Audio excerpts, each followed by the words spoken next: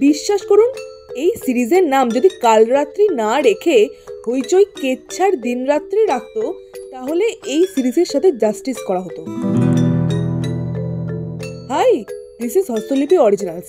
এখন আপনাদের সাথে হইচইয়ের সদ্য প্রকাশিত ওয়েব সিরিজ কাল রাত্রে নিয়ে আলোচনা করব।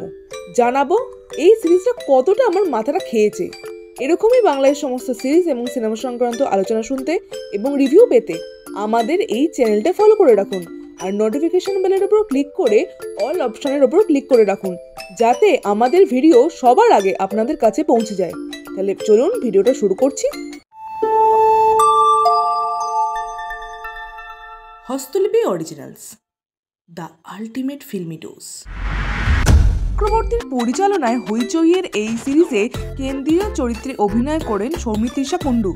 সিরিজের গল্প সম্বন্ধে কি আর বলি, দেবী নামের একটি মেয়ের সাথে বিয়ে হয় দেববর্মন পরিবারের বড় ছেলে রুদ্রদেব বর্মনের। বিয়ে হওয়ার পর কালরাত্রের দিন অর্থাৎ বিয়ের পরের দিন রুদ্রদেব বর্মন মারা যায়। কিভাবে মারা যায় সেটা জানতে 6 এপিসোডের এই সিরিজটা আপনাদের দেখে নিতে হবে, যদি আপনাদের মাথাটা খারাপ করতে চান। তো সোজা কথা, জমিদার বাড়ির কেচ্ছা কেলেঙ্কারি নিয়ে এই সিরিজের গল্প আবর্তিত হয়। মানে যা তা দেখিয়েছে, মেজ বউয়ের সাথে বড় ছেলের সম্পর্ক, মেজ বউয়ের সঙ্গে ছোট ছেলের সম্পর্ক, এমনকি শ্বশুরেরও সম্পর্ক। মানে গল্পর একদমই মা বাপ কিছু নেই। এই গল্পকে আউট অফ 5 আমি 1 দেব। ডায়লগ সিরিয়ালের চেয়েও খারাপ। এই ডায়লগগুলো এতই জঘন্য হয়েছে তার বলার কথা রাখে না। সৌমিত্রিষা কুণ্ডুর মিঠাই বলে যে সিরিয়ালটা হতো, এই সিরিয়ালটা অনেক বেটার হতো এই সিরিজের তুলনায়। ডায়লগকে আউট অফ 5 আমি 0 দেব। অভিনয় ভীষণ লাউড, ওভার দি টপ, ভীষণ ন্যাকা ন্যাকা অভিনয় করেছে সৌমিত্রিষা। আউট অফ 5 অভিনয়কে আমি 1 দেব। ব্যাকগ্রাউন্ড মিউজিক সো খুব একটা ভালো নয়। আউট অফ 5 আমি ব্যাকগ্রাউন্ড মিউজিককে 2 দেব।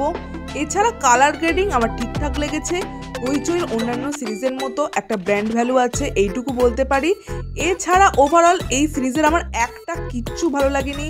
মানে এই সিরিজটাকে এমন জায়গায় এন্ড করা হয়েছে যাতে সেকেন্ড সিজন আসে, কিন্তু মানে প্রপার ক্লোজার দেওয়া হয়নি।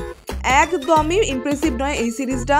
মানে কাল রাত্রি ট্রেলার দেখে আমি বুঝতে পারিনি যে এতটা জঘন্য হবে এই সিরিজটা। মানে ইন্দুও বোধহয় এর চেয়ে ভালো ছিল। মানে কোনো কথা বলার আর কিছু জায়গা নেই এই সিরিজের সম্বন্ধে। আপনাদের এই সিরিজটার বিষয়ে কি মতামত অবশ্যই কমেন্টে লিখে জানান। এর মতো বা এর চেয়ে জঘন্য আপনারা কি কোনো সিরিজ দেখেছেন? অবশ্যই সেটা কমেন্টে লিখে জানান। আর আমাদের এই ভিডিওটা লাইক করতে মিস করবেন না প্লিজ।